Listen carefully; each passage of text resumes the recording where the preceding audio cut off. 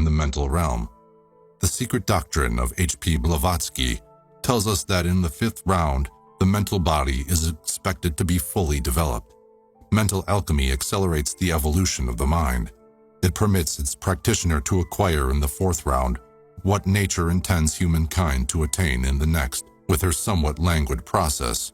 Mental development entails the development and the refinement of the following abilities, qualities, and faculties. 1. A universal attitude and perspective. 2. Imagination. 3. Concentration. 4. The ability to reason inductively, deductively, syllogistically, analytically, analogically, etc. 5. Mental quietude. 6. Abstract thinking. 7. Divine thinking.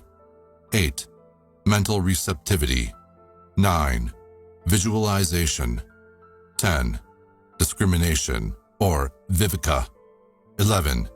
Detachment, or vairagya. 12. Meditation. 13. Mental creation, etc. Before quick progress can be made in developing the above faculties, the mind has to be purged of all the phobias, neuroses, and psychoses that are infecting it. Even the guilts, resentments, and sinful feelings torturing one's consciousness. The aspirant is advised to forgive self, and forgive others. The steps of conviction, contrition, confession, consecration, and communion should be adhered to when one desires spiritual unfoldment. One of the other steps to be taken is the unification of the male and female aspects of the psyche. Psychoanalysis, however, has only touched the outer fringes of the mind with its inner probings. Mental alchemy, like the previous categories, is not considered the ultimate goal of alchemy. They are but stepping stones leading to transcendental alchemy. More on mental alchemy and the general laws governing transmutation may be read in the Kabbalion, written by anonymous initiate writers. Transcendental alchemy. All things in their natural, unregenerated state are considered dead by alchemists. Man, in his natural state, is in a state of death. Master Jesus voiced this precept when he declared, "Let the dead bury the dead." Transcendental alchemy raises man from the state of nature to a state of grace. The process reunites the sadhaka, the disciple, to the atma, and later to the monad in its full awareness. This is the unio mystica, sought fervently by mystics of all ages. When man unites with the totality of life, he factually unites himself with God, for life and God are synonymous. Unity with Tao, Lao Tse's mystic term for the absolute, results in the realization of one's true identity and reality. The individual who is united with the absolute is a Jivan Mukta, a freed being, freed from ignorance, maya, and mortality. Human consciousness expands and embraces cosmic consciousness in this unified state. Figuratively, the drop returns to the ocean, and the spark to the flame, and man's essential divine nature shines forth with the splendor of the sun. This is the destiny of man, to advance into the kingdom of God and be all that God wants him to be. There are various systems of spiritual unfoldment catered to the basically 7 different temperaments of man that leads him to his ultimate goal. Transcendental alchemy is one of these sublime systems. It is essentially yogic in nature. Meditation, concentration, and contemplation are stressed, and the work of the previous levels of transmutation are conducive to its successful outcome. Symbols of alchemy. Since ancient times, symbols have been used to describe something that words were not adequate enough to express. The intellect has its limitations in comprehending spiritual verities. Intuitively, man feels that the forces of nature are intelligently directed. How and why his human mind is unable to explain. Cosmic principles, though inadequately described verbally by prophets of God, finds its inculcation upon the human mind expressively through symbols and signs. Symbols are not restrictive nor exclusive. Minds interpret symbols according to the level of their mental and spiritual development. The child mind interprets a symbol in one way, while the transcendental mind would interpret it in another. Most symbols are taken from nature. Others, invented by man, usually take on the form of combined geometric elements. Examples of the former are the snake, which symbolizes regeneration, the scarabaeus, immortality, mountains, obstacles, etc. Examples of the latter, the Martinist pentacle, the unity of man and omneity, the Egyptian ankh, life and immortality, the circle, eternity. Symbols have a certain usefulness in transforming the mind. Whatever man thinks upon, that he becomes. By meditating on symbols or images representing power, love, holiness, and compassion, for example, through mental induction, man unfolds such qualities within his nature. Personally developed symbols are sometimes used as media for communicative exchange between the waking consciousness and the subconscious mind. This is effected by ascribing a certain attribute to a, preferably, invented symbol by repetitious thought and contemplation upon it.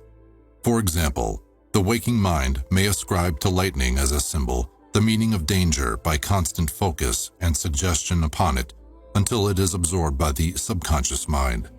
At a later date, when real danger is present, an intuitive impression with the lightning symbol would flash through from the subconscious to the waking mind, thus warning the individual.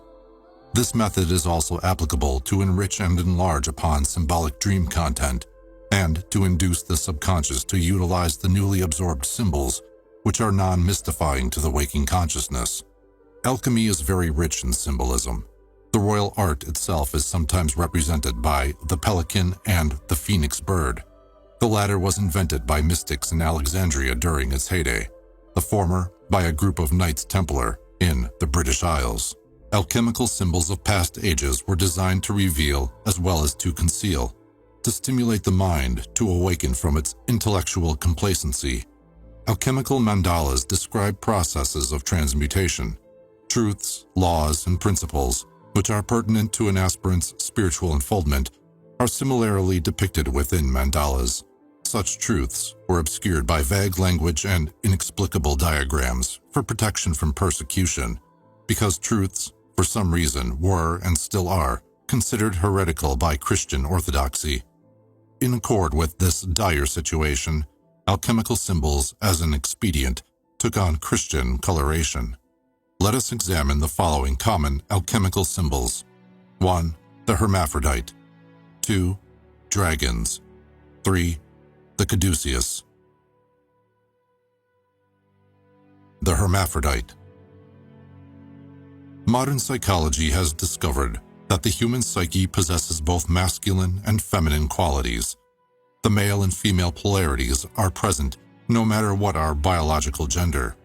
One polarity in the human psyche is, however, usually repressed to the background in the id, the subconsciousness, to the detriment of the psychological equilibrium and stability of the waking consciousness. There are hierarchies of development and transformation of both male and female qualities evolving within the psyche. The lowest rung on the female hierarchy is the harlot, later transfiguring into the virgin of the succeeding rung, and on to the high priestess and the empress of the higher stages. The masculine side has its transformation from barbarian to knight, hierophant, and emperor. The hermaphrodite symbolically represents the ideal anima and animus in symbiotic conjunction, the highest aspect of the male and female qualities in perfect balance and unity within the psyche. This is the state of unity that every man and woman unconsciously seeks in an external partner. The search for wholeness should really take place within. Man's union with omneity is preceded by man's union with his alter ego within his waking consciousness. Any individual with such a coordinated psyche functions balancedly and creatively within society. An aura of holiness enfolds the person. The world knows the person as a compassionate, wise, and powerful being. He or she is the twice-born. Esoteric tradition teaches that in a future root race, individuals will be hermaphrodites. Aside from having an androgynous psyche, man would biologically possess two spinal columns, with the cerebrospinal and autonomic nervous system functioning in a closer relationship. Individuals who are capable of controlling autonomic functions, such as the heartbeat, is a certain indication of where the biological and physiological aspects of man are evolving. Dragons. There are many myths and legends concerning heroes slaying dragons that are to be found in mythology of various cultures. We hear in Greek myth of Apollo vanquishing Python, Siegfried, St. George, Krishna, Hermes, and many other heroic figures have also had their dragons to slay. There are basically two species of dragons to be found in alchemical mythos, the celestial and the terrestrial dragon. The latter dragon is sometimes called the red dragon. What do dragons represent? Dragons are symbols of raw energy within the psychobiological organism of man. The terrestrial dragon, in the microcosm, is the kundalini fire nesting in the khanda. In the average person, this energy is used mainly in sexual gratification and indulgence in sensual activities. Slaying the dragon symbolizes the tapping of this energy for higher uses of the ego. The student hero utilizes the sword, symbolic of the will, to overcome the beast within, does so by directing the kundalini fire upwards toward the brain centers via the channel called sushumna, stimulating creativity of a higher order as a result. Illumination is the consequence of the internal marriage that takes place between the negative kundalini force and the higher positive Christic force, symbolized by the celestial dragon within the Holy of Holies of the sanctum within the cranium. In a symbolical sense, the hero is smeared by the dragon's blood, making him immortal. The resurrected kundalini is sometimes represented by the phoenix bird. The individual who has his kundalini raised permanently and hissing through the third eye is honorably called a naga, a Hindu mystic term for dragon or serpent. With the experience of illumination, the naga realizes the oneness and unity of life. The naga is known for his wisdom in his words, actions, and behavior. Master Jesus is presumed to have praised the enlightened nagas by exhorting his followers to be as wise as a serpent. Dragons occasionally represent the unresolved and repressed energies to be found in the psyche, the monsters of the id, such as phobias, neuroses, guilt feelings, and the like. From the geoterrestrial angle, dragons represent certain currents of magnetic energy found in certain parts of the Earth's terrain. They could perhaps be called chakras of the planet. They also correspond to acupressure points in the body of man. Ley lines are, likewise, associated with geoterrestrial dragons. The Knights Templars had certain knowledge in this regard. They knew how to determine the locations of magnetically charged regions. Such hallowed grounds were chosen as sites for cathedrals, chapels, and temples.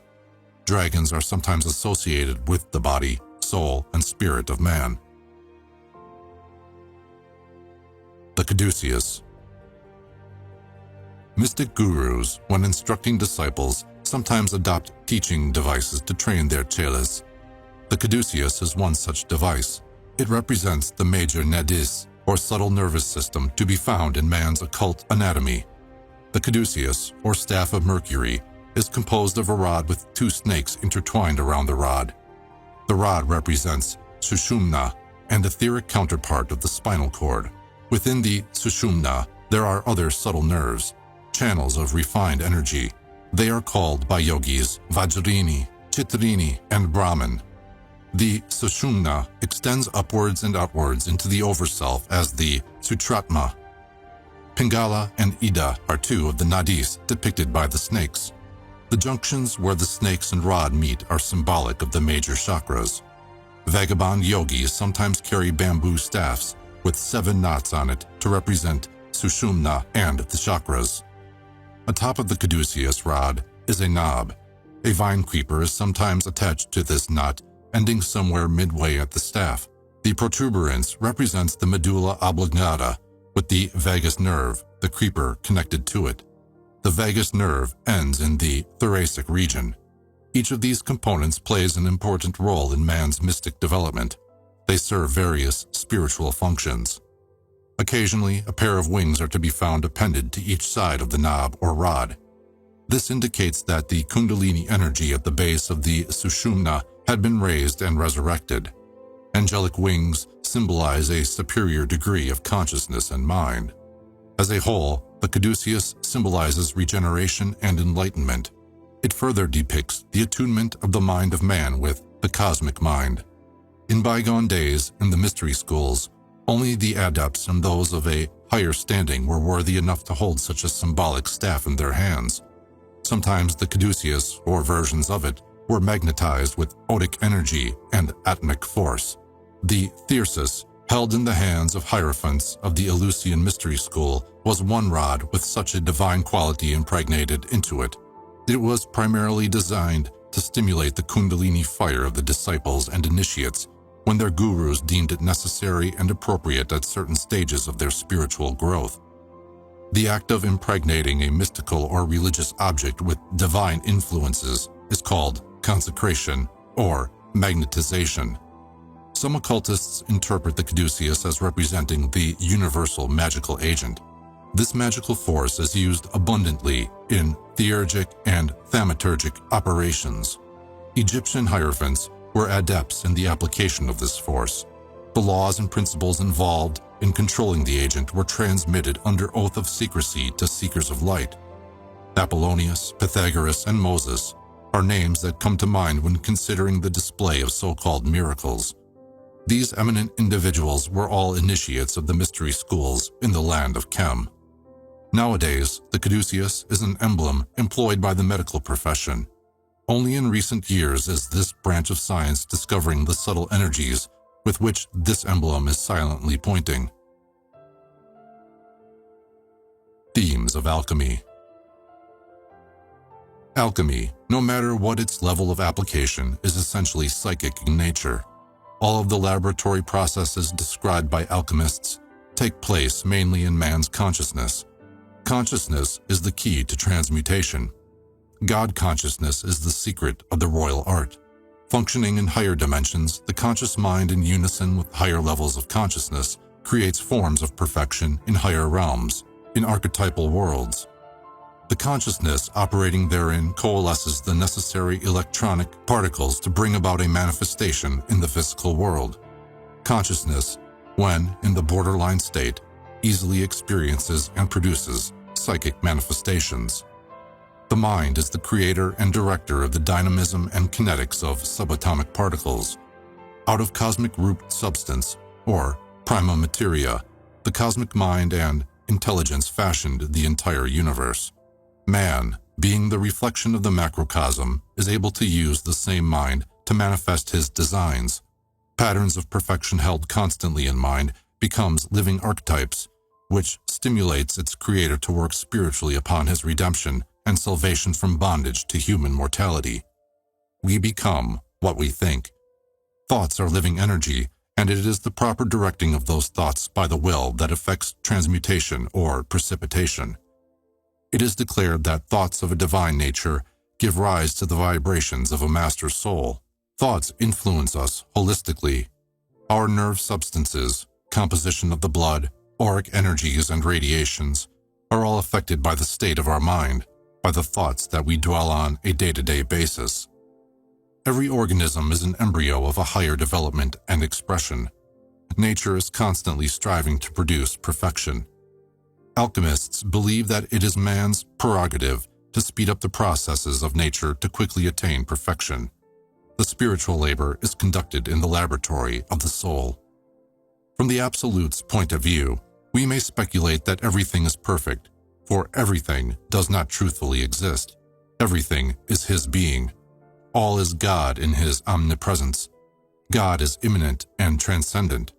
Perfection is a divine quality ever present within nature and man. This innate divinity is stressed by spiritual gurus.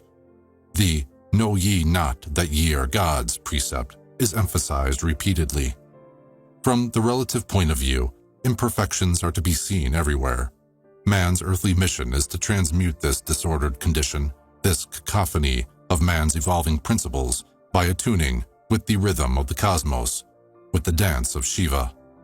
To understand the esoteric science of alchemy, it is necessary to elaborate upon the above through discussing briefly the following alchemical themes.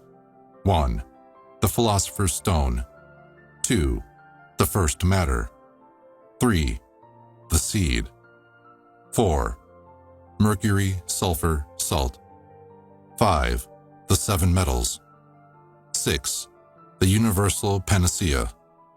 7. Fire. The Philosopher's Stone. The Philosopher's Stone is a catalyst that transmutes an object to its highest expression. With the application of the stone, for instance, base metals are transformed into gold, men are changed into gods. The stone is a prime requisite in alchemy and hermeticism. Without it, the state of regeneration and resurrection are not attained.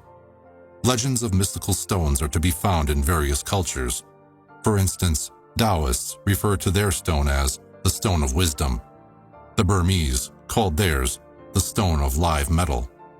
Muslims venerate a stone that lies reposed in the Kaaba. This stone is said to be a fragment of a meteorite. It is traditionally believed to be white in hue, but because of the sins of men, it turned black. There is a stone called Sintamani, said to be a state jewel of the mystical and mythical city of Shambhala. Shambhala is believed to exist in the etheric plane above the Gobi Desert. Esoterically speaking, Sintamani, or the love jewel, represents the perfect expression of the anahata, or heart chakra, the enlightened mind, or bodhicitta. When a seeker is told to acquire Sintamani, the unfoldment of the heart chakra is meant. This has its parallel with the Grail quest, in that, microcosmically speaking, a spiritual principle within man is the object of the search. This is further supported by the tradition that King Solomon's temple was built without the sound of tools. A certain stone called shamir was used to fashion the temple. Esotericists know that the temple refers to the causal body, the vessel clothing the monad, the spirit of man. The temple, or the causal body, is built with the shimmering stones of virtues, good works, and an enlightened mind. These are nourishment that beautifies the temple. Perfect love is truly a catalyst. Its power transforms human expression into that of the divine. Love is an aspect of the Buddhic component within man. Alchemically speaking, it is described as the gluten of the white eagle. From the above, it can be gathered that the Philosopher's Stone is no stone in an ordinary sense. This is stressed repeatedly by alchemists in their writings. They declare that the stone is made out of the first matter and is composite of the four elements. The stone is believed to be hidden within man. Powers of the Godhead are ascribed to this fabulous stone. Its appearance, so say the alchemists, is unsightly to look at, and is to be found in filth, and is valueless to the majority of men.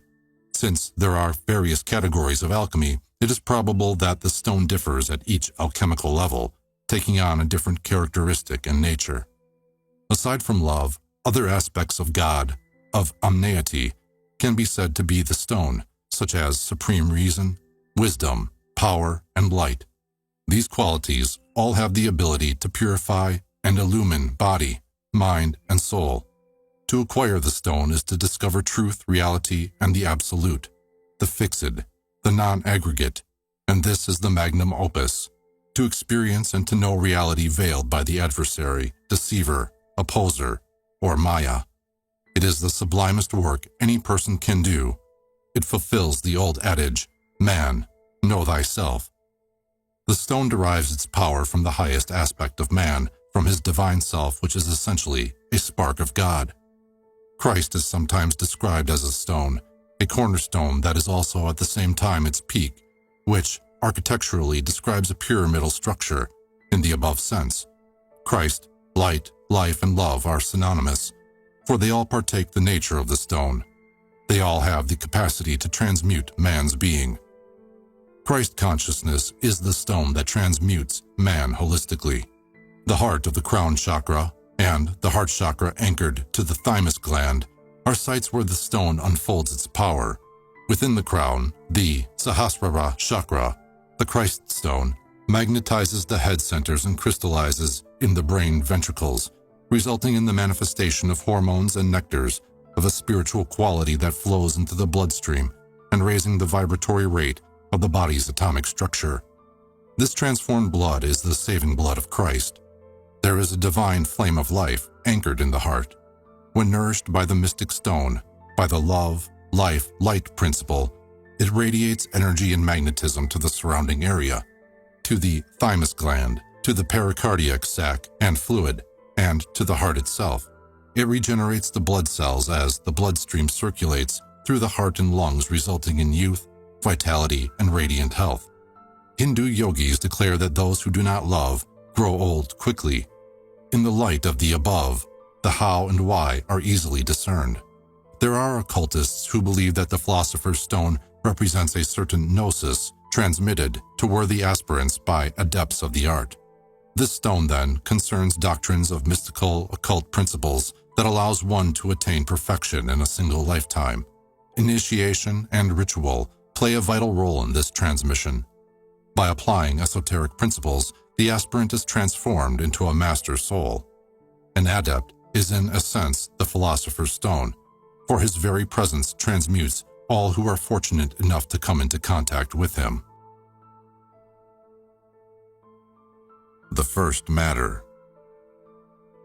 Nothing comes from nothing. Therefore, matter and life must have had a source. The Absolute is that source. It is the supreme reality, and it is constantly emanating and absorbing back into itself the energies and intelligences that manifest universes into existence.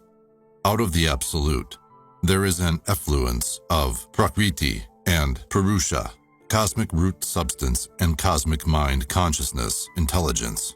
These two principles are personified by Shiva and Shakti. Cosmic root substance is the prima materia, the first matter, or chaos, from which all elements and substance proceed. It is spirit energy, unconstructed as yet into particles of matter by the cosmic mind. Hindu mystics sometimes call first matter Akasha, meaning space. Cosmic mind creates by presenting a form, a thought form, a blueprint of the intended manifestation, and coalescing around it the required substance from the prima materia. First, the fluidic energies are concentrated into electrons, protons, and other subatomic particles.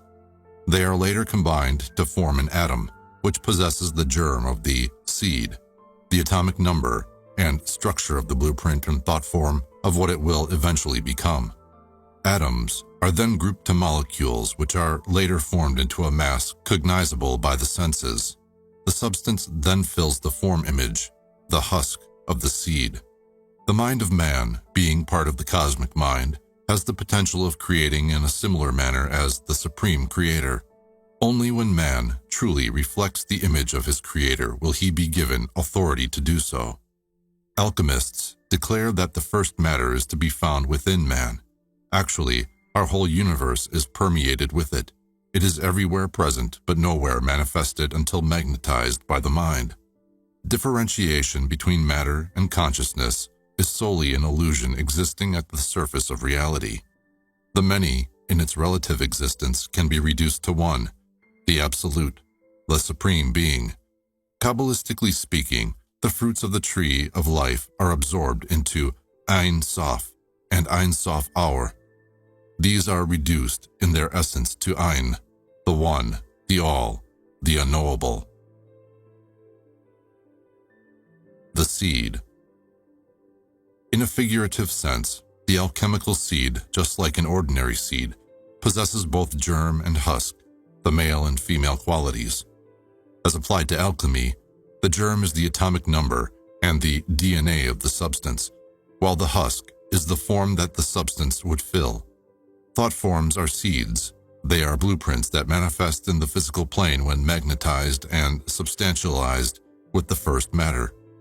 Alchemical seeds are archetypes, the essences or germs of manifestations, and that which is in the process of being manifested. Everything has a seed, a conception of what a thing is destined to be.